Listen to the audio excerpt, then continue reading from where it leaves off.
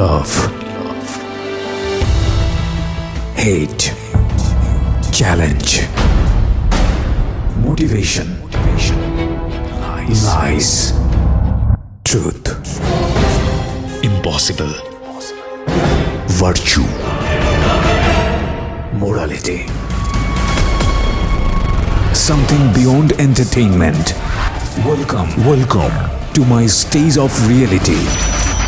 Stay tuned. Sunday and Wednesday with me RJ Kibriya, only on Dhaka FM 90.4.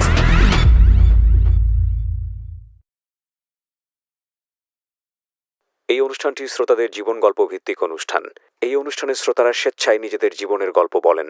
শ্রোতারা যা এখানে বলেন তা সরজমিনে ইনভেস্টিগেটেড নয়, সুতরাং সেদিক থেকে বিশ্বাস অবিশ্বাস একান্তই আপনার নিজের। সম্পূর্ণ বিনোদনমূলক এই অনুষ্ঠানটি আমাদের ব্যক্তিজীবনে কখনো কখনো শিক্ষণীয় ভূমিকা রাখে। এই অনুষ্ঠানে যারা আসেন স্বেচ্ছায় অংশগ্রহণ করেন। এই অনুষ্ঠানে কনফেস করবার পরে কিংবা জীবন গল্প বলবার পরে তার ব্যক্তি ও সামাজিক জীবনে কোনো বিরূপ প্রভাব পড়লে সেটার জন্য রেডিও কর্তৃপক্ষ দায়ী নয়। প্রতিটি অপরাধ এবং ভুল দাঁড়িয়ে থাকে গোপন কিছু ঘটনার উপর। আমরা সেই গোপনকে আনতে চাই সবার সামনে। যে গোপন আপনাকে অপরাধ কিংবা ভুলের মূল কারণ দেখিয়ে দেবে। আপনি হয়তো নতুন করে ভাবতে শিখবেন কিভাবে অপরাধ থেকে দূরে থাকা যায়। আমরা অপরাধীকে দোষী বলার আগে কেন সে দোষ করেছে সেটা দেখাই, যাতে আপনি আর সেই ভুল না করেন। আমরা অপরাধকে নিরুৎসাহিত করতে অপরাধ কিংবা কোনো ভুলের নির্মম পরিণতি দেখাই, যাতে আপনাকে আমরা সেই জায়গায় না দেখি। আমরা বিশ্বাস করি প্রতিটি মানুষই সম্ভাবনাময়। কাউকে তার ভুল বা অপরাধের শাস্তি দেবার আগে আমরা তার ভুলের পেছনের গোপন সত্য সবার সামনে বলার সৎ সাহসকে সম্মান জানাই, যাতে আপনি সেই ভুল থেকে বাঁচতে পারেন। শুরু হলো সিক্রেটস, সামথিং বিয়ন্ড এন্টারটেইনমেন্ট।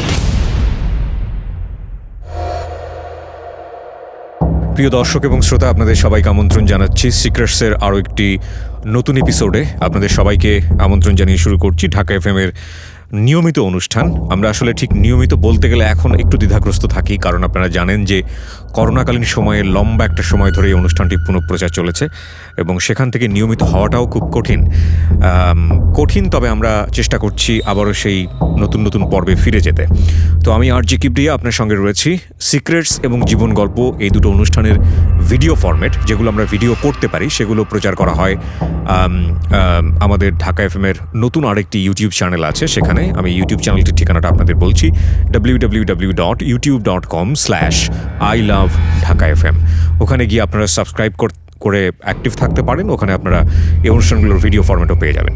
তো আজকে সিক্রেটসে কে আমার সঙ্গে রয়েছে, শুরুতেই আমি একটু আপনাদের সঙ্গে পরিচিত করতে চাই।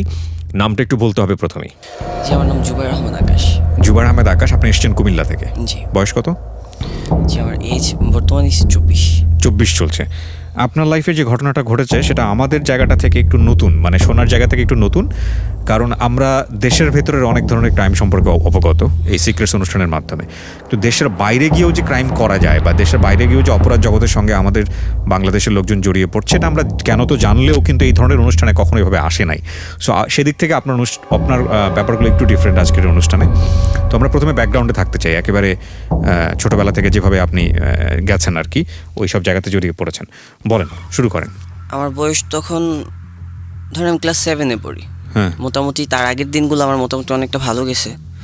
ক্লাস 7-এ তখন আমার বাবা সর্বপ্রথম একটা মার্ডার মামলাতে জড়িয়ে পড়ে। কত বছর বয়স তখন আপনার? তখন আমি ক্লাস 7-এ পড়ি। 12 বছরের মতো বছর। আপনি তখন পরিবারের বড় ছেলে? আমি পরিবারের বড় ছেলে। ওকে, তারপর আপনার বাবা কি করতেন, পেশা কি ছিলেন? আমার বাবা হচ্ছে একটা রাজনীতিবিদ। আচ্ছা, রাজনীতি চর্চা করতেন? সে রাজনীতি করতো, সে বইয়ের রাজনীতি করতো। আমাদের এলাকায় যে ব্যক্তিটা মারা যায় সেও ছিল, তবে ক্ষমতাতে ছিল তখন। তো তখন আমরা মোটামুটি ভাবে অনেকটা দুর্বল। তো আমরা চাইলেও বুক ফুলিয়ে কথা বলতে পারতাম না, বা আমরা আমাদের স্থান থেকে অনেকটাই দুর্বল। যখন উনি মারা যায়, ওনাকে মেরে ফেলা হয়, তারপর দেখা যাচ্ছিল যে সর্বপ্রথম মামলাগুলো আমাদের দিকে আসছিল না। আপনার বাবাকে যখন মেরে ফেলা হয়? না, তাহলে কাকে মেরে ফেলা হয়? মেরে ফেলা হয়েছিল আমাদের সাবেক মেম্বার ছিল মানে উনি ওনাকে মেরে ফেলার ঘটনাকে কেন্দ্র করে কি আপনার ফ্যামিলির উপর ইম্প্যাক্ট হ্যাঁ, আসতেছে? হ্যাঁ। আচ্ছা হ্যাঁ বলেন। তারপর? আসছিল, কারণ ওদের মধ্যে একটু পূর্ণ শত্রুতা ছিল অনেক আগে থেকে। ওই রাজনীতি আপনার বাবাও করতেন? হ্যাঁ, ওই যাকে রাজনীতি মেরে আমার ফেলা হয় বাবাও ওই দলের রাজনীতি আপনার বাবাও আমার করতেন? বাবা ওই দলের রাজনীতি করতো। আচ্ছা, তো দেখা যাচ্ছিল কি যে যখন মেরে ফেলা হয় তখন আমি একটু রাজনীতি সেটে যাব না, যে হ্যাঁ। যে কোনো কারণবশত আমাদের এলাকার গণ্যমান্য যে মাথাগুলো ছিল, হ্যাঁ। যে যারা বড়রা ছিল তারা সবাই কি দিয়ে দেয়, মোটামুটি ভাবে আমাদের এলাকাটাকে অচল করার একটা কায়দা ওরকম কিছু একটা সৃষ্টি করে। হুম। তো বাবা এই মামলাটা খাওয়ার পর বাসায় থাকতে পারতাম না। আচ্ছা। দেখা যাচ্ছিল যে প্রতিনিয়ত রাতের বেলাও ভয়ে থাকতাম, দিনের বেলা বাইরে বের হইতো, ভয়ে বের হইতো। হ্যাঁ। যখন আমি স্কুলে যাই, এক পর্যায়ে যখন একটু একটু ঠান্ডা হয় ব্যাপারটা, যখন স্কুলে যাই এর ভিতরে কিন্তু আমাকে আমার নানু বাড়িতে নিয়ে গেছিল আমার মামা, যে রাখতেছিল না এখানে, কারণ আমাকে অনেক খুঁজতেছিল পোলাপান মারার জন্য, এরকম কিছু একটা। আপনাকে খোঁজার জন্য খুঁজতেছে? হ্যাঁ, আমার বাবা ওই যে তখন তো এরকম কিছু একটা উঠে গেছে যে আমার বাবা খুনি। আচ্ছা। আমার বাবা খুনি আর আমি তার সন্তান, আমাকে খুঁজছিল। বাবা যে মামলাটা খায় সেখানে কি আপনার বাবাকে আসামি করা হয়েছিল? আমার বাবাকে আসামি। কত নাম্বার আসামি ছিল আপনার বাবা? আমার বাবা মেবি তখন ছিল মানে 1 নাম্বার আসামি ছিল কিনা? না, না, না। 1 নাম্বার আসামি ছিল না, কিন্তু আসামি তালিকাতে ছিল। সর্বমোট 12 জন ছিল তারা ওই তার মধ্যে মামলাতে। আপনার বাবাও ছিল? আমার তো বাবাও বাবা ছিল। পালিয়ে থাকতো ওই সময়টা? তখন পালিয়েছিল তারা সবাই। হুম। তো দেখা যাচ্ছিল কি তার ভিতরে যখন আমাদের স্কুল খোলে বা হেডমাস্টার স্যারের সাথে কথা বলি, স্যার বলছিল যে সমস্যা নাই, তুমি স্কুলে আসো, স্কুল তো কোনো প্রবলেম হবে না, সেটার দায়ভার আমাদের। হুম। তো আমি স্কুলে যাই, যেদিন স্কুলে যাই তার ছেলে, মানে যাকে মারা হয় ওনার ছেলে দেন আমাকে অনেক খোঁজাখুঁজি করার পর। ওনার ছেলে কি মানে আপনার বয়সী ছিল নাকি? হ্যাঁ, আমার সেম এজের ছিল। সেম এজের ছিল, সে একই আমার- স্কুলে পড়তো? একই স্কুলে। ওকে, তারপর? তো পরবর্তীতে দেখা গেছে কি যে সে আমার ক্লাসরুমে চলে যায়। তখন আমার একটা ক্লাস চলতেছিল, যে হুজুর স্যারের ক্লাসটা চলতেছিল। তো স্যার ঠিক সেই সময়টাতে ক্লাস নিচ্ছে, আর ও ভিতরে ঢুকে আমার শার্টের কলার ধরে সে আমাকে সিস্টার বাহিরে আনার এরকম একটা, মানে ক্লাস চলা অবস্থায়? চলা অবস্থায়। ওকে, তারপর? তার সাথে আরো 2-3 জন ছিল। তখন যখন হুজুর স্যার যখন ওখানে বাধা দিতে যায়, এক পর্যায়ে হুজুর স্যার পর্যন্ত এখানে হ্যারেস্ট হয়, ওকে, এরকম কিছু একটা। ওকে। তো তারপর আমি আর স্কুলে যাই না, সেখান থেকে বন্ধ হয়ে যায় মোটামুটি ভাবে। আমার গায়ে হাত তোলার অনেকটা ইচ্ছা ছিল, হ্যাঁ তুলছে, আমিও যতটুকু পারছি নিজেকে সেভ করার জন্য করছি। তারপর এখান থেকে আমি চলে আসি, আসার পর আমার মামা যাত্রাবাড়িতে নিয়ে আসে আমাকে। যাত্রাবাড়ি তাদের একটা, আমার দুইটা মাছের আড়ত আছে, সোনার বাংলা মৎস্য আড়তে। তো সেখানে সর্বপ্রথম আমাকে আনছিল। আপনার বাড়ি কোথায় ছিল ওই সময়টাতে? আপনাদের বাবার বাড়ি ছিল কোথায়? আমার বাসা হচ্ছে হোমনা থানা, কুমিল্লা হোমনা থানা। কুমিল্লাতে ছিল, তারপরে আপনারা চলে আসলেন ঢাকাতে? হ্যাঁ, না শুধু অনলি আমি চলে আসি ঢাকা। আপনি চলে আসেন মানে আপনার মা আপনাকে পাঠিয়ে দেয়? হ্যাঁ, আমাকে পাঠিয়ে। কয় ভাই বোন ছিলেন ওই সময়টাতে? আমরা 3 বোন 2 ভাই। আপনার বাবা তখন পালিয়ে না জেলে?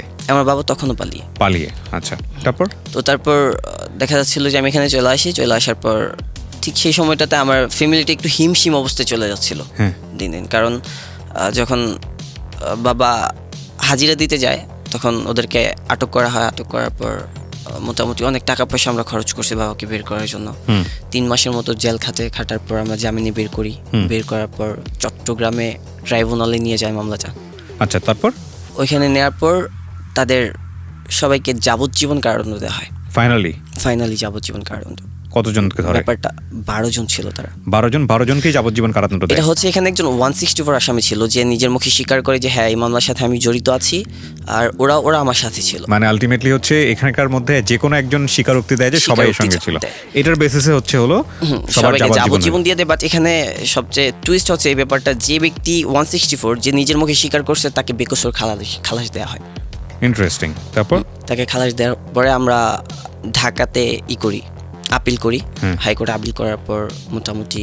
আপনার বাবা তখন জেলে, আপনি তখন পড়াশোনা ছেড়ে দিয়েছেন? তখন পড়াশোনা শেষ, আমি তখন মাছের আড়তে কাজ করি। আমি সবসময় যে কথাটা বলি এই সিক্রেটস অনুষ্ঠানে, যে প্রত্যেকটি অপরাধের পেছনে একটা শক্তিশালী কারণ থাকে। আমরা যখন একজন অপরাধীকে আইডেন্টিফাই করি, যে কোনো অ্যাঙ্গেলই হোক না কেন, তাকে যখন ভৎসনা করি, হ্যাঁ সেটার পেছনে নিশ্চয়ই কারণ আছে। তুমি অপরাধটা না করে তো অন্য রাস্তাতেও সৎভাবে চেষ্টা করতে পারতে, দ্যাট ইজ অ্যাবসলিউটলি রাইট। কিন্তু কোনো মানুষ আসলে নিজ ইচ্ছাতে শক করে, মানে একদম ইচ্ছার বশে, আমি জানি না, that can B a very rare case, কখনো অপরাধী হয় না বা ক্রাইমের জগতে আসে না। দেখেন ওর ব্যাকগ্রাউন্ডটা কি, খুবই খুবই খুবই ইম্পর্টেন্ট। বাবার কারণে ওর লেখাপড়া বন্ধ হয়ে গেল, এবং তখন বাবা জেলে, এই সময় ও পরিবারের বড় ছেলে, এবং তখন সে মাছের আড়তে কাজ করে যখন ওর স্কুলে থাকার কথা, 12 থেকে 13 বছর বয়স। জি, তারপর আমার লেখাপড়াটা টোটালি অফ। তখন আমি মাছের আড়তে কাজ করি। তবে আমি তার আগে একটু বাবা সম্বন্ধে বলতে চাই। যে আমার বাবা হচ্ছেন আমাদের এলাকার এরকম একজন পার্সন যে কোনো বিচার আচারে আমার বাবা প্রধান একটা স্থান রাখে। মানে খুব সম্মানী ব্যক্তি ছিলেন? খুবই সম্মানী একটা ব্যক্তি। উনি ছাড়া বিচারটা মানে মনে হয় যে আমাদের এলাকার মানুষের মনের মতো করে হয় না, এরকম কিছু একটা। আপিল করার পর ওদের মোটামুটি 1-1.5 মাস পর ওদের হয়, ওরা জামিনে আবার বের হইতে পারে যাবজ্জীবনের পরও। হ্যাঁ, তারপর তারপর আমাকে বাইরে নিয়ে যায় আমার বোন জামাই। আমি বাইরে মোটামুটি বলতে ওমানে নিয়ে যায়। তখন বয়স কত আপনার? আমার বয়সটা তখন কত সালে যান আপনি? আমি তখন যাই 2015-র দিকে। 2015 দিকে আপনি দেশের বাইরে চলে যান? দেশের বাইরে চলে আচ্ছা, যাই। 17 থেকে 18 বছর বয়স। যাই হোক, তারপর তখন আমি দেশের বাইরে চলে যাই। দেশের বাইরে আমাকে নিয়ে যায়, তখনই কিন্তু খুব ইমার্জেন্সিতে আমাকে নিয়ে যায়। আমি তারপরে সেফ ছিলাম না, বাড়িতে সেফ ছিলাম না। বাবা চলে আসছে, তারপরেও দেখা যাচ্ছে আমি মোটামুটি 3-4 বার এরকম কিছু ফেস করতে হয়েছে। কেন আপনি ফেস করবেন? আপনার ফ্যামিলিতে তো আরো মেম্বার ছিল, আপনার আরো ভাই ছিল, বোন ছিল। আমার ভাই ছিল শুধু আপনি ছোট। কেন ফেস করেন কারণ বিষয়টা? আমার ফেস করতে হচ্ছিল এই কারণে যে আমি বড় ছিলাম, আমি তার বড় ছেলে। তো এটা আমার সবচেয়ে বড় ভুল। এটা ভুল মানে কি? মানে আপনি নিজেও কি এসবের মধ্যে জড়িত ছিলেন? রংবাজি করতেন বা এরকম কোনো কিছু? এরকম কোনো কিছুতে আমি ছিলাম না। মানে আমাদের গ্রাম অঞ্চলে এরকম একটা প্রবলেম কি যে দেখা যাচ্ছে আমার সাথে প্রবলেম হয়েছে, সে আমাকে পাচ্ছে না, আমার ছোট ভাইকে ধরতেছে। আচ্ছা আচ্ছা, ঠিক আছে। তো প্রবলেমটা হচ্ছিল যে আমার বাবার সাথে প্রবলেমটা হচ্ছিল, আমার বাবা তো নাই। হ্যাঁ। তো সে এখন চাচ্ছিল যে আমার উপর তার জেদটা মানে কোনো রকম ছেড়ে ওকে, দিতে। তো তারপরে আপনি যেটা করলেন, দেশের বাইরে চলে যাওয়ার চেষ্টা করলেন। হ্যাঁ, তারপর দেশের বাইরে চলে যাওয়ার চেষ্টা। মোটামুটি খুব আর্লি আমাকে দেশের বাইরে নিয়ে যায়। 1 মাসের ভিতর অন্তর আমাকে নিয়ে যায় দেশের বাইরে। আচ্ছা, বেশি টাইম লাগে নাই। ওকে। তো যাওয়ার পর সর্বপ্রথম আমি আমার বোনের জামাইয়ের কাছে স্টে করি। তো সেখানে মোটামুটি 10-12 দিনের মতো বোন জামাই বলতেছিল তোমার কোনো কাজ টাজ করতে হবে না, তুমি রেস্ট করো। আচ্ছা, তো রেস্ট করার ফাঁকেও আমি কি করতাম, এখানে আমার বিয়েই ছিল, কিছু দেখা যাচ্ছিল আমার বোন জামাইয়ের কিছু কাজিন। এই বোন মানে কি আপন বোন? না, হ্যাঁ, আপন বড়। আপন বোনের বড় বোনের হচ্ছে হলো Husband. হ্যাঁ, ওকে। তারপর আমি সেখানে যাই।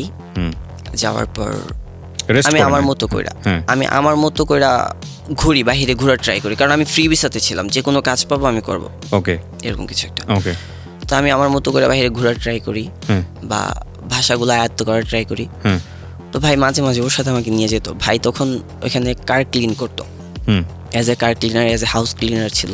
হ্যাঁ তখন আমি তার সাথে মাঝে মাঝে যেতাম। আমার একটা বিয়ে ছিল, তার সাথে যেতাম, হ্যাঁ, কাজ করতাম প্রতিনিয়ত, তাদের মতো করে কাজ করতাম। বা Okay. আমি তেমন একটা বুঝতাম না। তো তখন প্রথম তো মা কান্নাকাটি করতো। মা খুব কান্না করতো যে আমি পারবো না, তুই আসা পর, তোরে ছাড়া থাকতে পারবো না। তো দেখা যাচ্ছিল আমি নিজেকে সেখানে বসাই, মন বসানোর ট্রাই করি, কারণ কিছু করার নেই, আমার কিছু একটা করতে হবে। কারণ বাবার এই মার্ডার মামলাতে ধরতে গেলে আমরা একেবারে শেষ, ধ্বংস হয়ে গেছি। করতেছিলাম একটু একটু করে। আমি খুব অল্প সময়ের ভিতরে ওই দেশের ভাষাটাকে আয়ত্ত করে নিই। ওমান? হ্যাঁ, মাত্র 1 থেকে 1.5 মাসের ভিতরে আমি টোটালি ভাষাটাকে আয়ত্ত করে নিই। Very good. তারপর দেখা যাচ্ছিল যে আমি আমার মতো করে যে কোনো একটা হাউসে গেলাম বা যে কোনো একটা কার ক্লিন করতেছি, তার সাথে একটু এক্সট্রা কথা বলার ট্রাই করতাম। আচ্ছা আচ্ছা, ভেরি গুড। যে কোনো তোর কাছে অন্য কোনো ওয়ার্ক আছে বা তোর গাড়ি ক্লিন করতেছি, তোর গাড়িটা আমাকে মান্থলি দিয়ে দে, এভরিডে ক্লিন করবো, তুই মান্থলি টাকা দিস আমাকে। আচ্ছা আচ্ছা, বা ওকে। তোর বাসায় কোনো এক্সট্রা কাজ আছে থাকলে আমাকে কল দিবি প্লিজ। তো এরকম কিছু একটা ছিল। তো মোটামুটি ভালো ছিলাম। হ্যাঁ, আমার বোন জামাই আমাকে বলতো যে জুবাইর, তুমি যেভাবে টাকা পয়সা নষ্ট করতেছো, এভাবে তো টাকা পয়সা নষ্ট করা ঠিক না। টাকা পয়সা নষ্ট মিনস আমি এরকম ছিলাম যে আমি আমার মতো করে, আমি আগে থেকে একটু টাকা পয়সা বেশি খরচ করতাম। আমি বাইরে গেছি, আমার যেটা ইচ্ছে হইতেছে আমি এটাই করতেছি। মানে কোনো কিছু আমার কিনতে ইচ্ছে হইতেছে আমি কিনা ফেলতেছি, কোনো কিছু খাইতে ইচ্ছে করতেছি আমি খাইয়া ফেলতেছি। তবে তাদের একটা কথা ছিল, খাও, যা ইচ্ছা খাও, কোনো প্রবলেম নাই, কিন্তু একটা কাজ করো, আমি আজকে 5 বছরের ভিতরে যতটুকু আয়ত্ত করতে না পারছি, তুমি কিন্তু অল্প সীমিত সময়ের ভিতরে করে ফেলছো। তুমি একটা কাজ করো, তুমি দেশের বাহিরে তুমি দেশে যাও, আমি একটা টিকিট করে দিই, তুমি দেশে যাও, গিয়ে কিছুদিন থেকে আসো, দেন বুঝবা টাকার মূল্যটা কি। আমি ব্যাপারটাকে অ্যাভয়েড করছি, সিরিয়াসলি নিয়ে নেই। তো যাক, এরকম করতে করতে তখন দেখি যে না, আমার কাজের পরিমাণ বেড়ে যায়। আচ্ছা, বেড়ে যাওয়ার পরে তখন আমি আমার বোনের জামাইয়ের সাথে ছিলাম, দুজনে একসাথেই কাজ করতাম। আমার বোন জামাই আমাকে তখন মান্থলি 30,000 টাকার উপরে দিত। ঠিক আছে। তো তখন আমি কি করি যে আমার বোন জামাইকে এরকম একটা কথা বলি যে আমি আমার মতো করে কাজ করতে চাই, আমার টাকা আমি নিজে আর্ন করতে চাই। ওকে, ঠিক আছে, আমি সেপারেট হব। ওকে। তিনি আমাকে মোটামুটি বাংলাদেশের 20,000 টাকার কাজের মতো দিয়ে আমাকে সেপারেট করে দেয়, আলাদা করে দেয় আপনাকে? আলাদা করে দেয়। আমার খাবার থাকা এভরিথিং আমার নিজের খরচ, আমার নিজের সব কিছু আলাদা হয়ে যায়, বাট আমরা একই রুমে থাকি। ওকে। তো থাকি পর দেখা যাচ্ছিল কি যে এখানে একটু প্রবলেম হচ্ছিল, এই কারণে যে আমার দুলাভাইয়ের কিছু কাজিনস ছিল, তারা দুলাভাইয়ের কাছে এসে দুষ্টুমি করে কিছু বললে ভাই এটা সিরিয়াসলি নিত। তবে আমার একটা প্রবলেম কি যে আমি কোনো ভুল করলে আমাকে স্ট্রেট বলো, আমি যদি কোনো ভুল করি আমি স্ট্রেট আনসার দিব যে হ্যাঁ এটা আমি করছি, আমি লুকোচুরি করবো না। ওকে। এই ব্যাপারগুলো নিয়ে আমার কাছে খুব বেশি বাজে লাগতো যে আমার বোন জামাই আমাকে স্ট্রেট না বললে ব্যাপারটা অন্য কারো কানে দিত। ওকে। তো সে আবার আমাকে সেভাবে বলতো তোর বোন জামাই এই কারণে তোর সাথে কথা বলে না, এইটা হয়েছে ওইটা হয়েছে। বা দেখা যেত কি যে ভাই আমাকে কিছু না বলে বাড়িতে নালিশ দিয়ে দিয়েছে বোনের কাছে, মায়ের কাছে। যেটা আপনার কাছে খারাপ লাগতো? আমার কাছে সবচেয়ে বেশি খারাপ লাগতো এটা। ওকে। তো এগুলো করতে করতে এক পর্যায়ে দুলাভাইয়ের সাথে আমি একটু বিতর্কে চলে যাই যে কেমন ধরনের কথা। আমি যদি ভুল করে থাকি আপনি শুনছেন, আপনি আপনার কাজিনের কাছ থেকে শুনছেন, আপনি আমাকে স্ট্রেট বলবেন যে জুবাইর তুমি এই কাজটা করছো, আমি নিজেই বলবো যে হ্যাঁ আমি করছি বা করি নাই। আপনি এগুলো না করে বাসায় জানাইতেছেন, আমি অবশ্যই ওইখানে একা থাকি, ওরা নানা রকম টেনশন করবে বা ভুল হইলো সেটাকে ওরা সিরিয়াসলি নিবে। প্রিয় শ্রোতা, ছোট্ট একটা বিরতি নিচ্ছে এই পর্যায়ে। আপনারা আসতে পারেন আমাদের ফেসবুক পেজে। ফেসবুকের ঠিকানা www.facebook.com/iloveDhakaFM। ওকে, ছোট্ট একটা বিরতির পর আমি আরজে কিবরিয়া আবারও ফিরে আসছি। শুনছেন Dhaka FM 90.4। Secrets. Something beyond entertainment.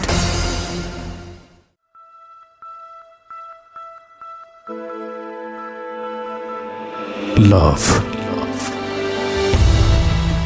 Hate. Challenge. Motivation. Lies. Truth. Impossible. Virtue. Morality. Something beyond entertainment. Welcome to my stage of reality. Stay tuned. Sunday and Wednesday with me RJ Kibriya, only on Dhaka FM 90.4.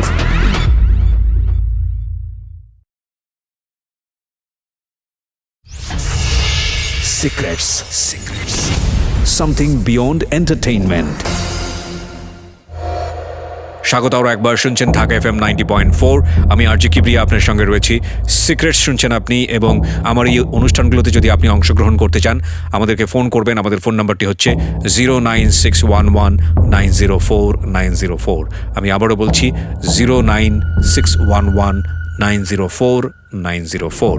ওকে, আমরা যেখানটায় ছিলাম তারপর আমি একটু একটু করে সামনের দিকে আগানোর পর আবারও এরকম প্রবলেম দুলাভাইয়ের সাথে হয়। আমি ওনার থেকে আলাদা হওয়ার ট্রাই করি। তারপরে একসাথেই ছিলাম। তখন আমি একদিন গাড়ি মোছার জন্য একটা রেস্টুরেন্টের সামনে যাই। তো এখানে গিয়ে আমি হিন্দিতে বলতেছিলাম যে তুই কি তোর গাড়ি ক্লিন করবি? ও আমরা বলতেছে যে হ্যাঁ করবো। আমরা বলতেছে তুই কি বাঙালি? পরে আমি বলছি বাঙালি। পরে বলতেছে ভাই আপনি বাঙালি, আমিও বাঙালি। পরে আমি বললাম ও আচ্ছা। জিজ্ঞাসা করলাম, ও বাঙালি ছিল। তোমার বাসা কোথায়? আমি বললাম কুমিল্লাতে। আচ্ছা ঠিক আছে, তুমি তো দেখি ভালো আরবি পারো, তারপর হিন্দি পারো। ওনার সাথে অনেকক্ষণ কথা বলার পর আরবি পারো, হিন্দি পারো, মোটামুটি ইংলিশও ভালো ধরতে পারো। তুমি একটা কাজ করো, এগুলা ছাড়ো, মানে তোমার মতো ছেলেকে দিয়ে এগুলো মানায় না, এগুলা ছাড়ো। তোমার নাম্বারটা দাও, আমি তোমার জন্য ভালো মানের একটা জব দেখে দেন, আমি তোমাকে জানাবো। তুমি যে কোনো একটা হোটেলে অ্যাপ্লাই করো, তুমি চান্স পাবা। পরে আমি বলছি যে আমি তো নতুন, আমি তেমন একটা বুঝি না, দেখা যাক। তারপর উনি আমার নাম্বার নিয়ে যাওয়ার পর এরপর দিন বিকেলবেলা সে আমাকে কল করে। আচ্ছা। তো আমি তখন ঘুমন্ত অবস্থায় রেস্ট নিচ্ছিলাম। তখন বললো যে একটা কাজ করেন, আপনি ইয়েতে আসেন, তুর্কি রেস্টুরেন্টের সামনে আসেন। সেটা হচ্ছে ওমান মাস্কাট। তখন আমি আলখয়ের এরিয়াতে থাকি। তো আমি তুর্কি রেস্টুরেন্টের সামনে যাওয়ার পর ওনার সাথে আমার দেখা। উনি আমাকে গাড়িতে বসায়। সর্বপ্রথম ওনার গাড়িটা ছিল হুন্ডা। প্রথম যে গাড়িতে ওনার সাথে আমার কথা হয়, গাড়িটা ছিল হুন্ডা। তো সেই গাড়িটাতে বসে মোটামুটি 1 ঘন্টার মতো সে আমাকে ইচ্ছে মতো ঘোরায়, ইচ্ছে মতো খাওয়ায়। ওনার যেটা ভালো লাগছে সেটা খাওয়াইতেছে। তো তারপর উনি বললো কি যে একটা কাজ করো, তুমি তো সব কিছুই বুঝো, ফোন সম্বন্ধে কেমন বুঝো? পরে আমি বললাম যে হ্যাঁ মোটামুটি বুঝি। তারপর উনি আমাকে বলে আচ্ছা ঠিক আছে। উনি 4-5টা ফোন বের করছে, সবগুলো অ্যান্ড্রয়েড ফোন ছিল। বের করে বলতেছে আমার 2-3টা ফোন তুমি হ্যান্ডেল করতে পারবা? পরে আমি বলতেছি হ্যান্ডেল করতে পারবো, বাট কাজটা কি বলেন? পরে বললো যে কাজটা কি সেটা আমি তোমাকে পরে বলি, বাট আমার এই 2-3টা ফোন যদি তুমি ক্যারি করতে পারো, তোমাকে প্রত্যেক মান্থলি আমি 500 রিয়ালের উপরে দেবো, যে টাকা দাঁড়াচ্ছে বাংলাদেশের মোটামুটি 1,20,000 টাকার উপরে মান্থলি। তো পরে আমি বললাম যে এত টাকা তো স্বাভাবিক, আমি রাস্তায় কাজ করি, আমার কিন্তু টাকাটার প্রতি তখনও আপনি জানেন না যে আসলে কাজটা কি।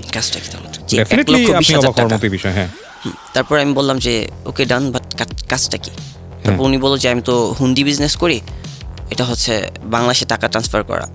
আমি আমার মতো করে ট্রান্সফার করি, হুন্ডি বিজনেস করি, আর তুমি জাস্ট কলগুলো অ্যাটেন্ড করবা। আমি তো আজকে মোটামুটি 11 বছর যাবত ইয়েতে ওমানে আছি। দেশে তেমন একটা যাওয়া হয় না, বা গেলেও আমি বেশি দিন থাকতে পারি না, 2 দিন 3 দিনের বেশি থাকতে পারি না। আমি এবার গেলে আমি একটু আমার মতো করে রেস্ট নিয়ে আসতে চাই। তুমি এর ভিতরে জাস্ট এগুলো 2 মাসের মতো ক্যারি করবা। মানে কল রিসিভ করা মানে ও ছুটিতে যাবে, ও ছুটিতে যাবে, আর ওর সবগুলা কল আমি রিসিভ করবো এবং তাকে আমি ইনফরমেশন করবো হোয়াটসঅ্যাপে। আচ্ছা আচ্ছা, ওকে। তখন আপনি জানেন না হুন্ডি বিজনেসটা কি? হুন্ডি বিজনেসটা সম্বন্ধে আমার তখন বিন্দু পরিমাণ আইডিয়া নাই। ওকে, তারপর? ঠিক আছে, তো তারপর আমি বলি যে আচ্ছা ঠিক আছে, মানে এটাই যে ফোন রিসিভ করবো, কেউ একজন টাকার অ্যামাউন্ট বলবে, সে কথাটা জাস্ট উনি কি বললো আমি কথাটা জাস্ট ওর কাছে ট্রান্সফার করবো, দ্যাটস ইট। আর কোনো কাজ এখানে আমার নেই। তারপর আমি যাই ওর সাথে, আমি আমার কাপড় চোপড় সব কিছু নিয়ে রুম সেট করি। ও আমারে নিয়ে একটা ফ্ল্যাটে রাখে। ফ্ল্যাটটা ছিল 3 রুমওয়ালা, একটা বিআইপি ফ্ল্যাট এরকম কিছু একটা। তারপর আমি থাকি, মোটামুটি ভালো লাগতেছিল প্রথম দিন সে আমাকে তার ফ্ল্যাটে রেখে বলে যে আমি একটু বাইরে যাচ্ছি, তুমি বসো, আমি আসতেছি। ওকে। তো বাসায় তার ওয়াইফ ছিল, আমি বাসায় একা, তার ওয়াইফ একা। আমি যে রুম বসে আছি তার ওয়াইফ নিজে থেকে আমার কাছে আসে, আমার গায়ে টাচ করে। আমি ব্যাপারটাকে অ্যাভয়েড করার ট্রাই করি। কে ছিল এটা? প্রথম ওর ওয়াইফ। আচ্ছা, ওকে। আমার গায়ে টাচ করার ট্রাই করে, তখন আমি ব্যাপারটাকে অ্যাভয়েড করি। অ্যাভয়েড করার ট্রাই করলো, সে আমার হাতটা শক্ত করে ধরে এবং কি লাইক কান্না একটা ভাব নিয়ে সে বলতেছে যে আমি পারছি না, কারণ তোমার ভাই আমাকে সময় দেয় না, এরকম কিছু একটা। আপনার সাথে প্রথম দিনেই আপনার সাথে এই ধরনের প্রথম দিনই মানে ব্যাপারটা ছিল তাদের একটা সাজানো একটা নাটকের মতো। ওকে। তো পরে আমি যতটাই অ্যাভয়েড করার ট্রাই করি, সে ততটাই আমার কাছে আসে। ওকে। সে আমাকে জোর করে এক প্রকারে লাইক বুকে জড়ায় নেয়। আমি ইন ডিটেইলে যাচ্ছি না, আপনার সঙ্গে জোর করে এক ধরনের একটা সম্পর্ক হয়েছে যেটা অনৈতিক সম্পর্ক। পুরোপুরি হয় নাই, আচ্ছা। আমি বলবো না যে পুরোপুরি কিছু হয় নাই। সে জাস্ট আমার ড্রেসটা টাইনা খুলছে, দ্যাটস ইট। বাট এই ব্যাপারটা আমার কাছে খুব বেশি খারাপ লাগতেছিল, কারণ এটা ভিডিও ধারণ হয়ে গেছে অলরেডি। এটা আপনি জানতেন না? আমি জানতাম না। ওকে, তারপর? ভিডিওটা হয়ে গেছে। আমি যদি এটা না জানতাম তাইলে কিন্তু হয়তো আমি কোনো না কোনো কায়দাতে চলে আসতাম। যখনই এর ঠিক এই কাজটা শেষ, বুঝি না লাইক অলৌকিকভাবে মিনিট খানিকের ভিতরে সে ঘরের ভিতরে চলে আসছে। মানে ভাই উনি আসছে, তখন ওর আসার কথা না? তখন ওর কিন্তু আসার কথা না। ওকে। উনি চলে আসছে, আসার পর উনি আমারে বললো যে কি অবস্থা, কতটুকু হইলো। আমি শকড। পরে বলতেছে যে আরে টেনশন নিও না, চলে। ও আমি ওনার জাস্ট কথা শুনতেছে, তাকায় আছে, আর উনি হুট করে এদিকে হাতটা দিয়া ক্যামেরাটা বের করলো। ক্যামেরাটা বের করে বলতেছে যে এই যে এদিকে আসো, দেখো পুরোটা ভিডিও হয়ে গেছে। তারপর? পুরোটা ভিডিও হয়ে গেছে। সো আমি ভিডিওটি এই কারণে করছি, তোমার কোনো ক্ষতি করার জন্য আমি করিনি, কারণ তুমি আমার বাসায় চলে আসছো, তো আমি তোমাকে অনেক ট্রাস্ট করে আমার কাছে আনছি। দ্যাটস মিন তুমি আমার এভরিথিং জানবা আজকের পর থেকে, আমার এভরিথিং, আমার কোনো কিছু তোমার কাছে হাইড রাখতে চাই না। তুমি আমার বিন্দু পরিমাণ ক্ষতি করার ট্রাই করবা, আমি জাস্ট এটা দিয়ে তোমাকে ধ্বংস করে দেবো। ওকে, সো এটা okay fine, that was his master plan. তারপর?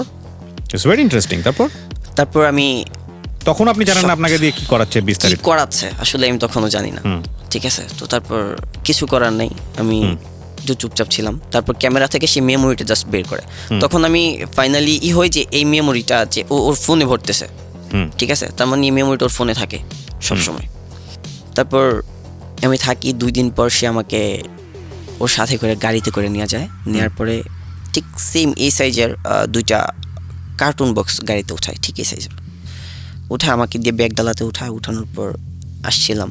তবে ইন্টারেস্টিং ব্যাপার হচ্ছে এটা যে ওর সাথে গাড়িতে যতটা সামনের দিকে এগুচ্ছিলাম, দেখা যাচ্ছিল যে কোনো না কোনো সিআইডি নয়তো কোনো না কোনো পুলিশ তার সাথে কথা বলতেছে। আমি কিন্তু গাড়িতে, তখন আমি আরবিটা একেবারে টোটালি জানি তা না, মানে ধরতে পারি, প্রত্যেকটা কথা ধরতে পারি, বাট ক্লিয়ারলি বলতে পারি না। তখন তাদের মধ্যে কথা আদান প্রদান হচ্ছিল এরকম একটা যে হ্যাঁ ঠিক আছে, তুই যা, প্রবলেম নেই, আমাকে কল করিস কোনো সমস্যা হলে, মানে হচ্ছে মেন কথাটা। তো যাচ্ছে, তো তখন আমি বুঝিনি এটার ভিতরে কি। আর আমি টার্গেট করে রাখছি যেহেতু হুন্ডি ব্যবসা, এটা টাকা নিয়ে খেলা, ও নিজে বলছে যে এটা হয়তো টাকা হতে পারে। যাওয়ার পর বাসায় গেছি, বাসায় যাওয়ার পর আমাকে একটা কাটার দিল যে এটা কাটো। কাটার পর দেখি সবগুলা ইয়াবা, পুরো প্যাকেট জুড়ে ইয়াবা, পুরো প্যাকেট জুড়ে ইয়াবা। ওকে। আর এটা আসছে ওই দিনই এয়ারপোর্টে আসছে। এয়ারপোর্ট থেকে আরেকজন একটা জিপ গাড়ি দিয়ে আইনা দিয়ে যায়। আইনা দিয়ে যায় পরে আমি শকড। তখন আমি বসে পড়ি সাথে সাথে। বসার পর আমি ওনারে বলি যে ভাই আপনার পায়ে পড়ে আমি এগুলোতে না আমারে ছাড়েন। কারণ আমি ওইখানে থাকা অবস্থায় যে ইয়া বা গাঁজা এগুলার সাথে যদি কেউ কখনো আটক হয় 8 বছর 10 বছরের জেল দিয়ে দেয়। এটা জানতেন আপনি? এটা আমি জানতাম। হুম তো আমি খুব বেশি ভয় পাই যে ভাই আমি এটা থেকে বের হইতে চাই, আমি থাকবো না এখানে। পরে বলছে এখন তো সব কিছু জানা ফেলছো, আগে বললো না কেন? পরে বলছি ভাই আপনি আগে তো আমাকে এরকম কিছু বলেন নাই, আপনি আমাকে আগে বলছেন হুন্ডি ব্যবসা এরকম কিছু একটা, ঠিক আছে হুন্ডি ব্যবসা মনে করেন করলাম আমি, সেটাতে হাইড রাখা যায়, বাট আমি এগুলাতে পারবো না, এগুলোতে রিস্ক, আমি পারবো না কখনো। তারপর উনি আমাকে বললো আচ্ছা ঠিক আছে, প্রমিস কখনো তোমার আমি এগুলোতে টাচ করার মতো কাজ দিব না, যে তুমি টাচ করো, ঠিক আছে টাচ করার মতো কাজ দেবো না, বাট তুমি এগুলাকে লিড করতে হবে। যেমন মনে করো কোথাও অর্ডার পড়লো, এগুলা ক্যারি করবে অন্য কেউ, বাট তুমি তার পাশে থাকতে হবে, বা যোগাযোগ আদান প্রদান তোমার মাধ্যমে হবে। ওকে। দেন আমি কি করব, কিছু করার নাই, মানি না। তারপর সে আমাকে সেই ভিডিওটার কথা আবারও মনে করা দেয়। তখন আমি একেবারে চুপ হয়ে বসে পড়ি। বসে পড়ার পর এরকম করতে করতে মোটামুটি 3-4 মাস করে ফেলি। করে ফেলার পর আমার ভিতরে 3-4 মাস কি কাজ ছিল আপনার? কি কাজ করতেন? এই কাজটা এটাই ছিল, জাস্ট অনলি দেখা যাচ্ছিল আমি সারাদিন ঘুমোচ্ছি, সারাদিন ফোন চাপছি, মানে আমি আমার মতো করে সময় কাটাচ্ছি। হুট করে দেখা যাচ্ছে 2 দিন 3 দিন পর একটা অর্ডার পড়লো। অর্ডারটা কি হতো, কি কাজ হতো আপনার? অর্ডারটা হচ্ছিল এরকম যে কি কাজ হতো এটা তো ওর সাথে হইতো, ডিলটা ওর সাথে হইতো। ও জাস্ট আমাকে কল দিয়ে বলতো যে একটা কাজ করো, সেখানে প্যাকিং করা আছে বা সেগুলো অলরেডি কেউ একজন করে রাখছে, তুমি জাস্ট নিচে যাও বা মাস্কাট ব্যাংকের সামনে যাও, সেখানে এই নাম্বার প্লেটের একটা গাড়ি আসবে। গাড়িটা আসার পর তুমি জাস্ট গাড়িতে বসবা, বসার পর তোমাকে সেখান থেকে সিপ নিয়ে যাবে, মানে সিবে নিয়ে যাবে বা দেখা যাচ্ছে রুয়ে নিয়ে যাবে। সেখানে যাওয়ার পর তুমি জাস্ট যাবা, দেখবা যে আমাকে ছবি পাঠাইতো এই লোকটা এই মালটাকে রিসিভ করে কিনা। সে যদি রিসিভ করার পর আরেকটু সামনে যাওয়া, মানে এরকম একটা প্ল্যান ছিল যে আরেকটু সামনে যাবো, আরেকটা দোকানদার এসে টাকা দিবে। টাকাটা সরাসরি আদান প্রদান হতো না। ওকে। অন্য একটা দোকানে যেতাম, ওই দোকানের দিত অ্যাড্রেস দিত, ওই দোকানে যাওয়ার পর ওই দোকান থেকে টাকাটাকে হাতে দেওয়া হতো। ওকে। হাতে দেওয়ার পর টাকাগুলো জাস্ট আমার রিসিভ করার কাজ ছিল। বা ও কখনো শো হইতো না কারো সামনে। আচ্ছা। কখনো শো হইতো না। ইভেন তার এখানে একটা সাইট আছে যে মাস্কাটের ভিতরে, ওমান মাস্কাট কিন্তু হচ্ছে ওমানির সিটি, মাস্কাটের ভিতরে যে অ্যাজ এ বাঙালি যে কোনো ক্রাইমের সাথে জড়িত থাকুক না কেন, তাকে ট্যাক্স দিতে হবে। মানে এইরকম পার্সোনালিটি, সে এরকম একটা পার্সোনালিটি। ওকে। মনে করেন যে ও বাংলাদেশ থেকে ভিসা দিয়ে মেয়ে নিচ্ছে, হাউস কিপিং বইলা, যে সে বাসায় কাজ করবে এরকম কিছু বইলা, বা সেখানে যাওয়ার পর দেখা যাচ্ছে মেয়েটাকে অবৈধ কোনো একটা কাজে ব্যবহার করতেছে। ও যতগুলা মেয়েকে নেয় 99.9% মেয়েকে বাজে কাজে ব্যবহার করে। আচ্ছা। প্রত্যেকটা মেয়েকে সে টাকার লোভ দেখায়, তো সে তার মতো করে এগুলা চালায়। দেখা যাচ্ছিল যে সে এখানে, ধরেন আমি বর্তমানে কুমিল্লাতে আছি, ধরেন এই কুমিল্লা ক্যান্টনমেন্ট থেকে শুরু করে যে মানে নানা রকম আছে না, এই এক একটা এরিয়া থেকে প্রত্যেকটা এরিয়ার মধ্যে কিন্তু ভালো খারাপ সব কিছুই চলে। কেউ মনে করেন মদের বিজনেস করতেছে, সেখান থেকে তার ট্যাক্স দিতে হবে মাসলি, নয়তো সে থাকতে পারবে না। দেখা যাচ্ছে ওর সাথে চোখ রাঙায় কথা বলছেন, মানে এখন কথা বলছি 10 মিনিট পর আমি নাই, ধরেন 1.5 বছর 2 বছর জেল খেটা তারপর বাড়িতে আসতে দেবো, উপায় নাই, এরকম কিছু একটা। তো তারপর আমি নিজেকে কন্ট্রোল করি আর ভাবতেছিলাম যে কি করলে এখান থেকে মুক্তি পাওয়া যায়। মোটামুটি 3 মাসের মতো আমি কাজ করার পর সেখানে একটা ভাই ছিল আমার। কত টাকা পেতেন প্রতি মাসে? প্রতি মাসে পেতেন নাকি কাজ করে পেতেন? হ্যাঁ, সে আমাকে বলছিল যে প্রতি মাসে 500 রিয়াল দিবে। দেখা যাচ্ছিল যে পরবর্তীতে সে আমাকে প্রতি মান্থলি ধরেন 25,000 30,000 এরকম কিছু একটা দিত বাংলাদেশি টাকায়। ওকে। কিন্তু এই যে 25-30 হাজার টাকাটা, এটা কিন্তু আমি কখনোই বাসায় দিইনি। কি করতেন? যে প্রথম 6 মাসের মতো যে আমি আমার বোন জামাইয়ের সাথে কাজ করছি, জাস্ট সেই টাকাটাই আমি এরকম ছিলাম যে আমার ফ্যামিলির জন্য আমার এরকম একটা টান ছিল। আমি যখন যাত্রাবাড়িতে মাছ সারাতে কাজ করতাম, এভরিডে আমার মামা আমাকে সকালবেলা আমাকে যে হাজিরার টাকাটা দেওয়ার পরেও এভরিডে আমাকে 30 টাকা নাস্তা করার জন্য টাকা দিত। আমি নাস্তার টাকাটা থেকে টাকা বাঁচিয়ে রেখে আমি আমার বোনের কাছে গিয়ে টাকাগুলো জমা দিতাম। আচ্ছা। আমার বোন তখন মামার বাসায় থাকতো। ওকে। এখান থেকে সে স্টাডি করতো। তো আমি এরকম ছিলাম। তো আমি যখন ওমান যে গাড়ি ক্লিন করতাম বা কারো হাউসে কাজ করতাম, দেখা যাচ্ছিল আমি যে ছোটোখাটো অ্যামাউন্টের টাকাটা পর্যন্ত বিকাশ করে বাড়িতে পাঠিয়ে দিতাম। 1000 টাকা হয়েছে আজকে কাজ, আমি 1000 টাকায় বাড়িতে পাঠিয়ে দিতাম, এরকম ছিলাম। যখন আমি এই রাস্তাতে ঢুকে গেছি, আমার কাছে কেন যেন আমার আরেকটা কথা, আমার ফ্যামিলির প্রত্যেকটা পার্সন ফরজগার। আমার 3টা বোন, তারা পর্দা করে। আমার বাবা মসজিদে আজান দেয়, ইভেন নামাজ পড়ায়, মাঝে মাঝে নামাজ পড়ায়। আমার ছোটো ভাই মেবি এখন 10-12 পারা কোরআন মুখস্থ তার। ঠিক আছে, হ্যাঁ সেটা বুঝতে পারছি। তো কি আমি হতো এই আপনার? টাকাগুলো চাচ্ছিলাম না যে ঘরে কাউকে খাওয়াই, ওকে ওকে, তারপর? এরকম কিছু একটা। আমি নিজের মতো করে টাকাগুলো খরচ করতাম, নিজের মতো করে টাকা উড়াইতাম, হুম দিতাম না। যখন খুব বেশি বাড়িতে প্রবলেম হতো তখন দেখা যাচ্ছিল কি আমি কারো কাছ থেকে ধার নিয়ে টাকাটা দিতাম, হুম ধার নিয়ে টাকাটা দিতাম। আমার হাতে টাকা থাকা সত্ত্বেও আমি টাকা দিতাম না। মোটামুটি 3 মাসের মতো যাই পরে আমি একটা ভাই ছিল সেখানে, আলামিন, যার নামটা না বললেই নয়। সে অলওয়েজ আমার জাস্ট একটা কাছের মানুষের মতো ছিল, যে কিভাবে আমাকে হেল্প করা যায়, কিভাবে এখান থেকে আমাকে বের করা যায়, হুম এই দিকগুলোতে সে মানে এগোতো বেশি। ওকে তারপর সে আমাকে প্ল্যান দেয় যে দেখ তোর কাছে তো ওর সব সিক্রেট আছে, ও কার সাথে কথা বলে কি লেন, জাস্ট এগুলোকে একটু হাত করার ট্রাই কর। হুম তখন মোটামুটি আমি আরবি পুরোপুরি কন্ট্রোলে নিয়ে আসি।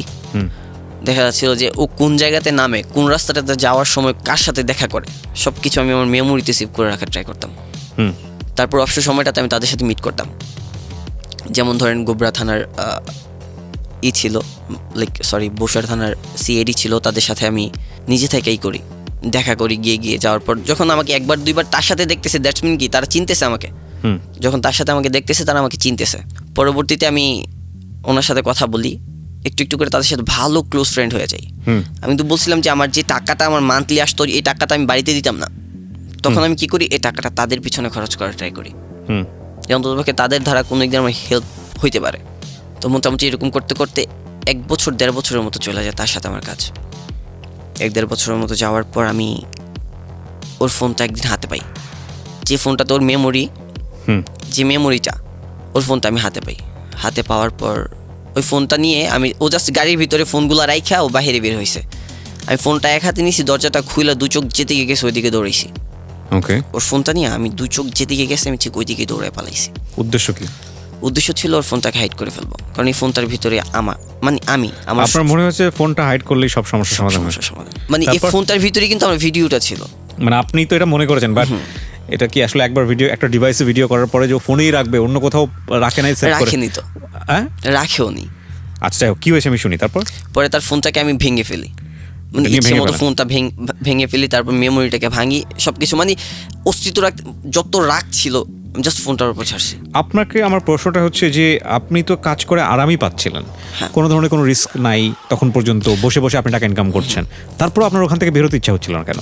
বেরোতে ইচ্ছে মিনস আমি পারতেছিলাম না, যে আছে না যে কোনো একটা ক্রাইম, লাইফে ফার্স্ট টাইম কোনো একটা ক্রাইমে গেছি, এটা কিন্তু ক্রাইম। আমি প্রতিনিয়ত নিজেকে বোঝাচ্ছি যে এটা ক্রাইম, হ্যাঁ। আমি থাকতে পারবো না, আচ্ছা, আমি আচ্ছা, এইটা কারণ করতে পারবো না। ওকে ওকে ওকে, এরকম একটা দিক আমার ভিতরে কাজ করতো, ভয় কাজ করছিল। হ্যাঁ ভয় কাজ করছিল।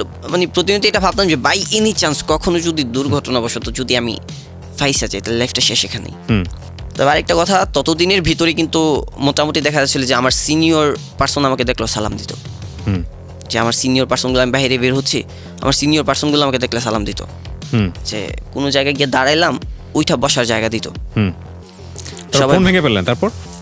হ্যাঁ ফোন ভেঙে ফেলার পর দেখা যাচ্ছিল যে আমি মুক্তি, মানে এরকম একটা। তারপর একটা ভয় কাজ করছিল, বাই এনি চান্স না জানি ওর কাছে কিছু আছে কিনা। হুম তারপর ওইখান থেকে আমি চলে আসি, আমার কাপড় চোপড় সব কিছু ওর এখানে ফালাই দিয়ে চলে আসি। ও আমার সাথে কন্ট্রাক্ট করার ট্রাই করে, আমি কন্ট্রাক্ট করি না। মোটামুটি 1-1.5 মাসের মতো নিজেকে হাইড রাখি। হাইড রাখার পর আমি ভাবছিলাম যে আমি তারপরও ওই যে আলামিনের কথা বললাম, আমার একটা ভাই, তার দ্বারা আমি খোঁজ খবর রাখার ট্রাই করি যে এরকম কোনো কিছু সে ভিডিও সম্বন্ধে কোনো কিছু কাউকে বলছে কিনা। বলছে যে না, এরকম কিছু বলেনি। তারপর 1-1.5 মাস পর আমি আবার সেই গোবরা এরিয়াতে আসি। আসার পর সে খবর পায় পরে সে ঠান্ডা মাথায় আমার সাথে মিট করতে আসে। আচ্ছা আচ্ছা, আমি তার সাথে বসে কথা বলি একটা কফি শপে। সে আমাকে বলতেছে যে এখান থেকে তোকে আমি উধাও করে দেবো, Just তুই তো জেলের ভয় পাইতেছিস, তোর জেলও দিব না, উধাও করে দেবো। তুই আমার ফোন নিছিস সমস্যা নেই, বাট তুই আমার সাথে কাজ কর। আমি বলছি না, করুম না। পরে বলতেছে দেখ জাস্ট তোর ব্রেনটা আমার দরকার আছে, আচ্ছা তুই আমার সাথে কাজ কর, তোরে আমার লাগবে, আচ্ছা প্রয়োজনে তোরে টাকা আরও বাড়াই দেবো, প্রত্যেক আচ্ছা। মান্থলি তোরে এক্সট্রা টাকা দিয়ে রাখবো। ওকে, পরে আমি বলছি যে না, আমি কাজ করবো না। কি করবি? সেই যে গাড়ি ক্লিন করবো, হ্যাঁ যতটুকু যা পারি তা করবো, আমার বেশি টাকার দরকার নেই। হ্যাঁ পরে বলতেছি এখন যে রেসপেক্টটা পাইতেছো সেই রেসপেক্টটা ভাবি, প্রত্যেকটা মানুষ জানে তুই আমার আপন ছোট ভাই। হুম এটা সত্য, সবাই জানতো যে প্রথম জানতো আমি ওর আপন ছোট ভাই। হুম তো পরবর্তীতে ওর সাথে অনেকটা ঝগড়াঝাটি হওয়ার পর সে আমার মাকে নিয়ে একটা বকা দেয়, ওহো, যেটা আমি নিতে পারি না। খুব বাজে একটা ওয়ার্ড ইউজ করে সে আমার মাকে নিয়ে একটা বকা দেয়। আমি রাগের মাথায় তার গাড়িটার উপর আঘাত করি, হুম অনেকক্ষণ আঘাত করি।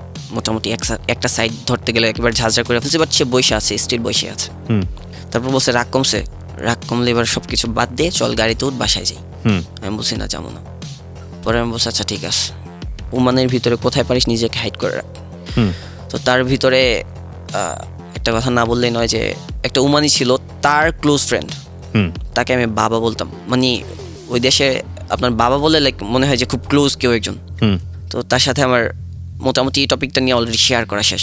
সে আমাকে বলছে যে তুই যা, তোর যে কোনো প্রবলেম হোক তুই জাস্ট আমার একটা কল দিবি, সব কিছু রিস্ক আমি নিলাম। তবে ওর কথাটা এতটা সাহস পাওয়ার কারণ হচ্ছে ও ছিল যে গোবরা সিআইডিদের মুদির, মানে সব সিআইডির উপরে বেঞ্চে ছিল সে।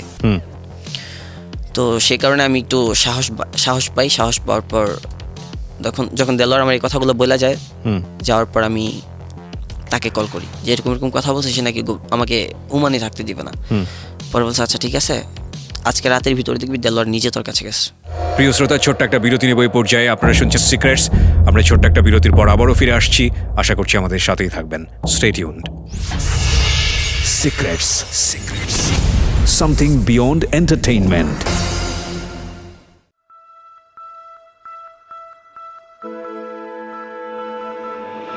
Love. Hate. Challenge. Motivation. Lies. Truth. Impossible. Virtue. Morality. Something beyond entertainment.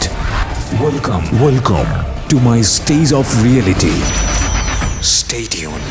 Sunday and Wednesday with me RJ Kibriya, only on Dhaka FM 90.4.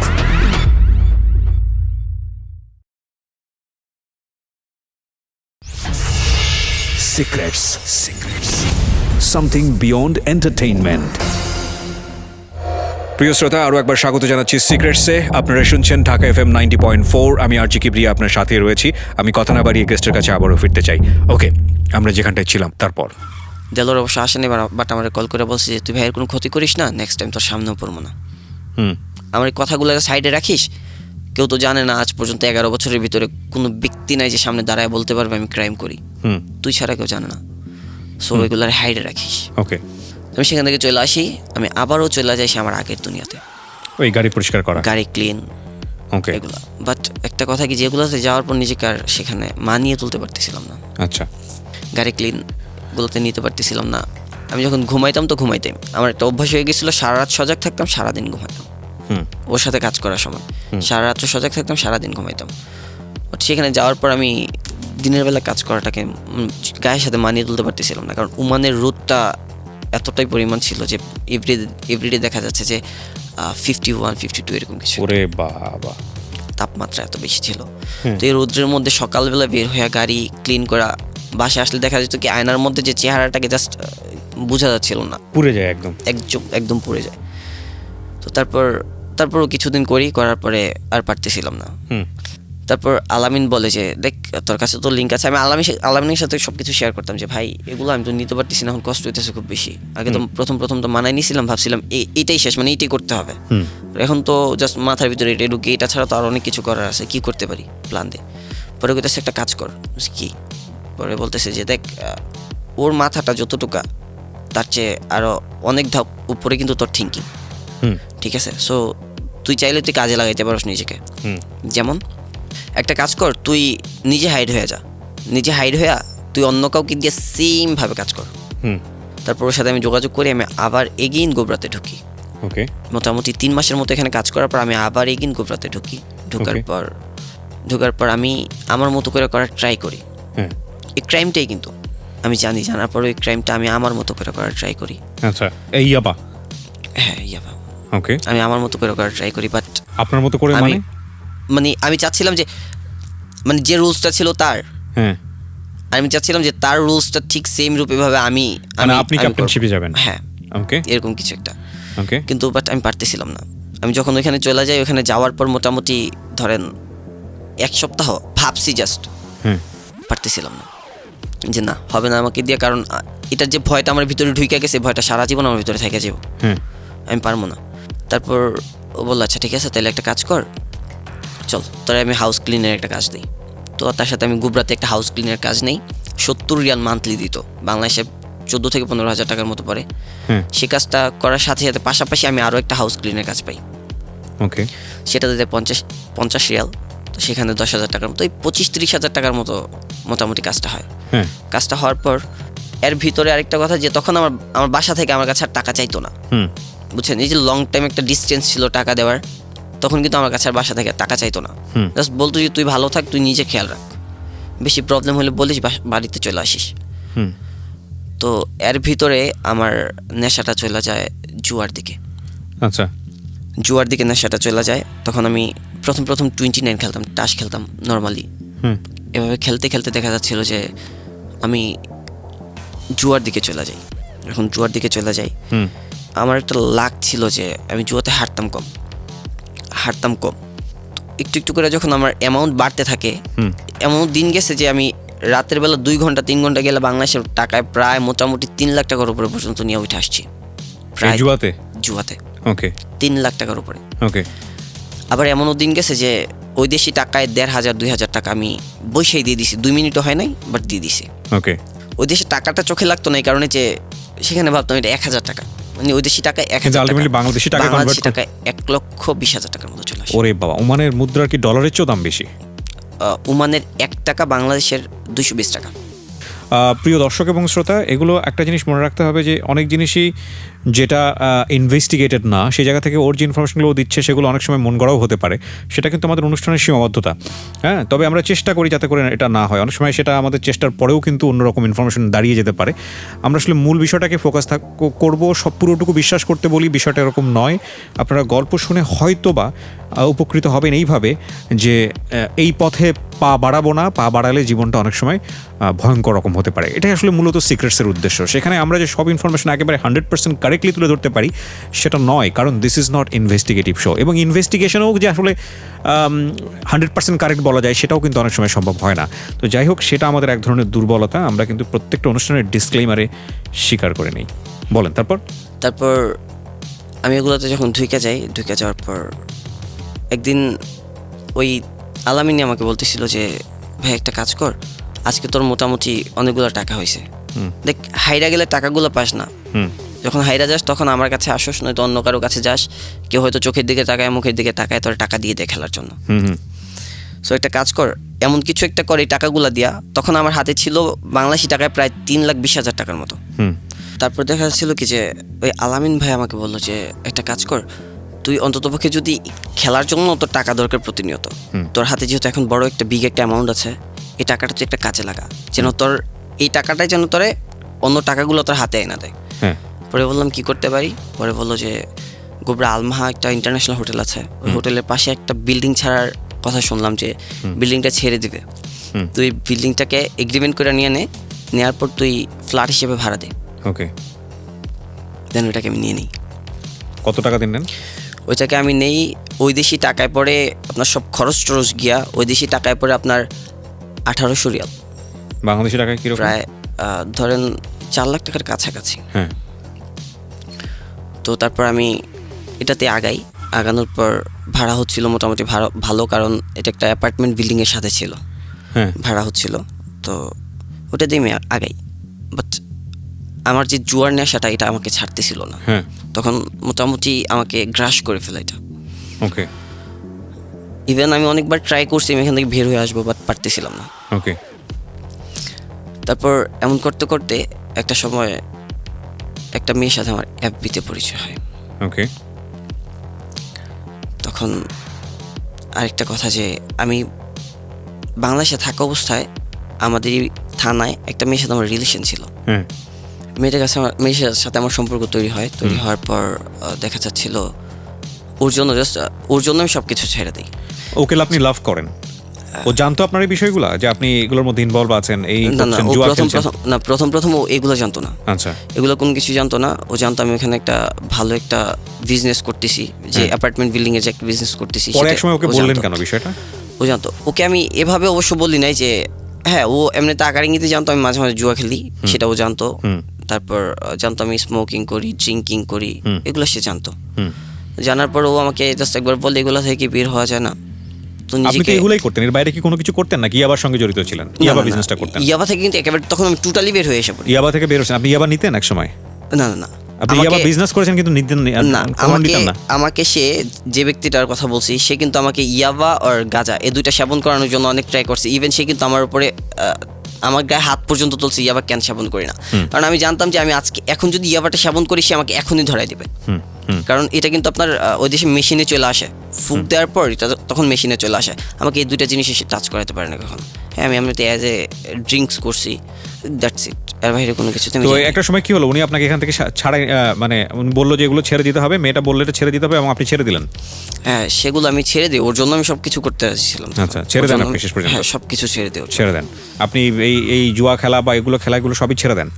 না, জুয়া খেলাটা তখন একটু একটু করে ওর কাছে হাইড করে আমি খেলতাম, ঠিক আছে, বাট আমি ওর প্রতি যখন দেখি না আমি খুব বেশি সিরিয়াস ওর প্রতি, ঠিক আছে, আমি যখন ওর প্রতি খুব বেশি সিরিয়াস হয়ে গেছি দেন আমি কিন্তু এটা থেকে বের হয়ে চলে আসি। জুয়া খেলে আপনার কি হয়েছে, মানে আপনার কি কোনো ক্ষতি হয়েছে নাকি আপনি লাভ করেছেন? ক্ষতি হয়েছে অনেক। ক্ষতি বলতে? হ্যাঁ, এই যে নিজে কিছু করতে পারলাম না, যতটুকু করছি সব কিছু এখানে নষ্ট করছি। ইভেন যখন আমি লাস্ট টাইম যে আমি বাড়িতে আসি তখন কিন্তু আমি বাংলাদেশ থেকে টাকা নিয়ে গিয়ে দেন আমি আসি। বাংলাদেশ থেকে টাকা নিয়ে আপনি ওমান থেকে দেশে আসেন? ওইখান থেকে দেশে আসি, ইভেন না বাংলাদেশ থেকে টাকা নিয়ে আমি পুলিশের কাছে টাকা দিয়ে আমি দেন জেলে যাই। যে আমাকে তখন ধরতেছিল না, আমি যে এরিয়াতে ছিলাম না আমাকে চিনতো ওরা, যে আমি যখন ড্রিঙ্কস করা পর্যন্ত আমি মারামারি পর্যন্ত করছি যে আমাকে যেন আজকায়, কারণ আমার মা খুব বেশি সিক ছিল, উনি খুব বেশি কান্নাকাটি করতেছিল, বাবা তুই বাড়িতে আয়, তোরা না দেখে মরলো আমি মরে শান্তি পাবো। তো আপনাকে আটকাইলে তো আমাকে ধরতেছে ধরার পর দেখা যেতেছে যে ওই একজন ঢুকছে, যে কোনো একটা পুলিশ ঢুকছে বা একটা সিআইডি ঢুকছে, ও আমারই চিনে, ছাইড়া দে, আমি যাইতে চাই না, ছাড়ে দে, যা রহ। পুলিশের কাছে ধরা দিলে আপনার লাভটা কি? ধরা দিলাম তখন আমি এখান থেকে গিয়ে ধরা দিলাম যে তখন কিন্তু আমার লেবার কার্ড ছিল না। আপনি যেটা বলতেছেন সেটা হচ্ছে পুলিশের কাছে আপনি ধরা দিতে চান, রাইট?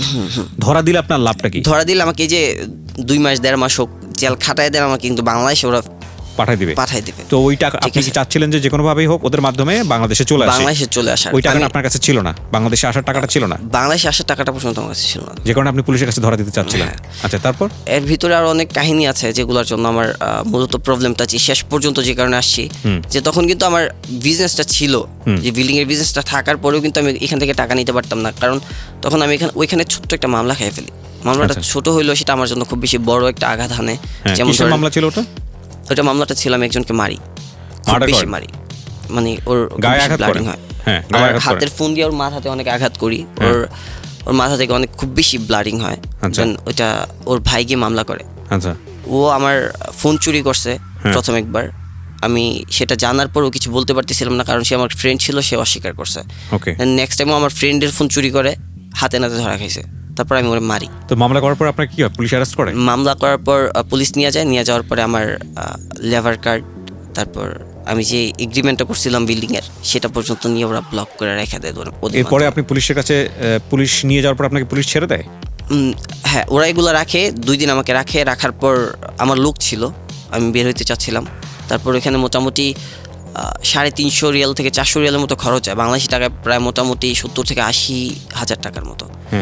তারপর এখান থেকে আমার বের করে আনার পর আমি এগুলো থেকে বের হওয়ার জন্য যখন দেখতেছিলাম যে আমার গ্রামা দিছে প্রায় মোটামুটি বাংলাদেশি টাকায় 16 লাখ থেকে 17 লাখ টাকার মতো গ্রামা দিছে। হ্যাঁ, জরিমানা, ঠিক আছে, 16 থেকে 17 লাখ টাকার মতো। তখন আমি কি করি যে আমি সর্বপ্রথম একটা সিআইডি ছিল, ওই যে বাবা বলতাম, তার সাথে আমি কন্ট্রাক্ট করি যে কি করা যায়। ও বলতেছে দেখ এটা তো মানে যেটা বলা হয় বাংলাদেশে আপিল, এরকম কিছু একটা, যে এরকম করলে তোর টাকার পরিমাণটা কমবে, আবার জরিমানা তোকে দিতে হবে মাসলি, তো কতটুকু কমে দেখি। তো মোটামুটি এখানেও কিছু টাকা পয়সা খরচ করে আমি আপিল করলাম, দেন টাকার অঙ্কটা আসে 5 লাখ টাকার মতো।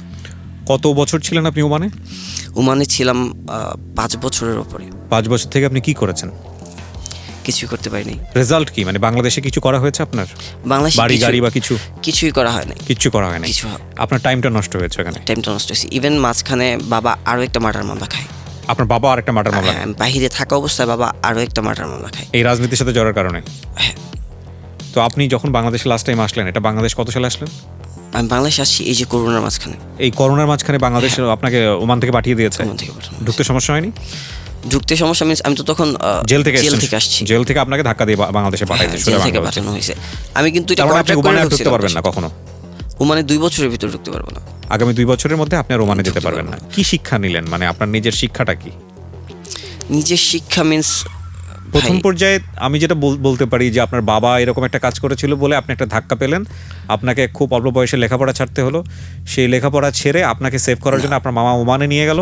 ওমানে গিয়ে আপনি তো একটা নিজের বেটার লাইফ পেতেন, চাইলে আপনি লিড করতে পারতেন, তখন আপনি 18+, কিন্তু আপনি সেটা না করে কাকতালীয়ভাবে একজনের সঙ্গে জড়িয়ে গেলেন। সেখান থেকে আপনি বের হয়ে আসার চেষ্টা করলেন, তখন পর্যন্ত আপনি চেয়েছেন যে আপনি ভালো থাকেন, কিন্তু ভালো কাজ করতে গিয়ে আপনি যখন দেখলেন যে আরামে থেকে পয়সা ইনকাম করা যায়, সেটার প্রতি একটা লোভ, এবং লাস্ট টাইম আপনি যে ড্রাইভটা দিলেন সেটা একদমই পুরোপুরি ক্রাইম জগতে আপনার নিজেকে ইনভলভ করেন।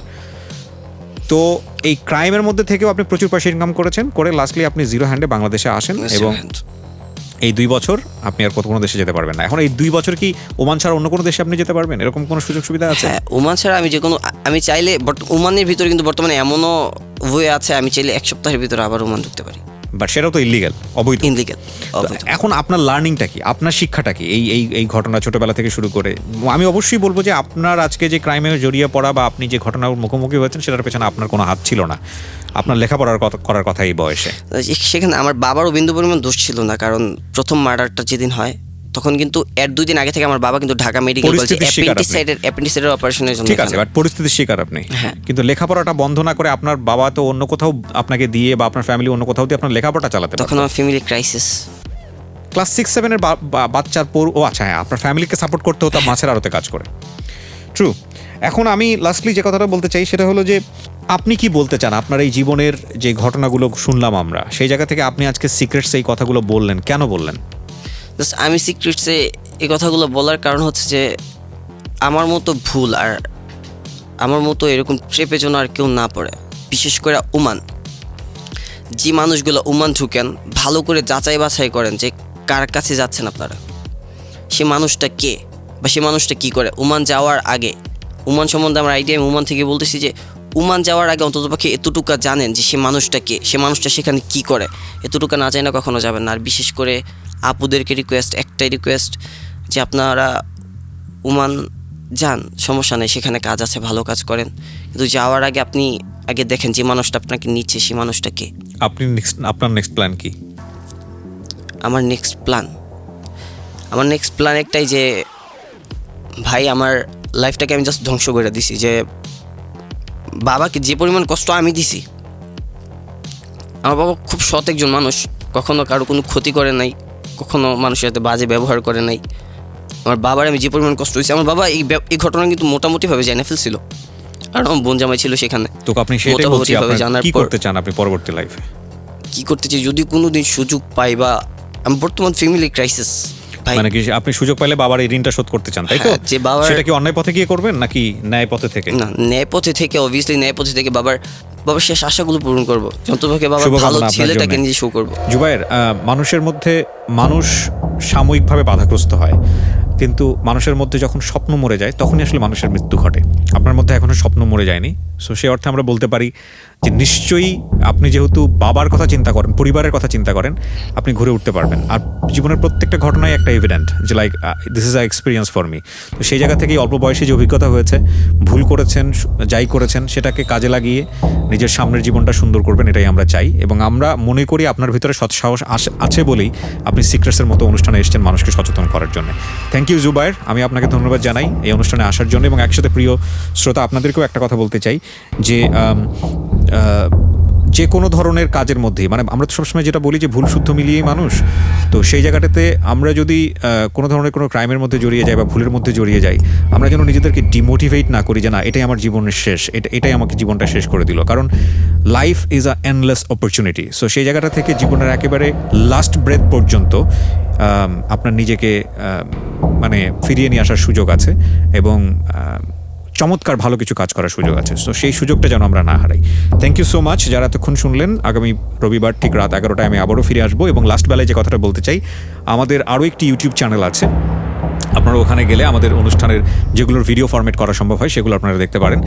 www.youtube.com/ilovedhakafm। আমি আবারও বলছি www.youtube.com/ilovedhakafm। অনেক অনেক ভালো থাকুন। আজকের মতো শুভরাত্রি। Thank you so much. Secrets. Something beyond entertainment.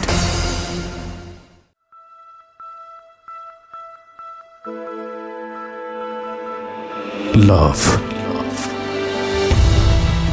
hate, challenge, motivation, lies, truth, impossible, virtue, morality, something beyond entertainment. Welcome to my stage of reality. Stay tuned. Sunday and Wednesday with me, RJ Kibriya, only on Dhaka FM 90.4.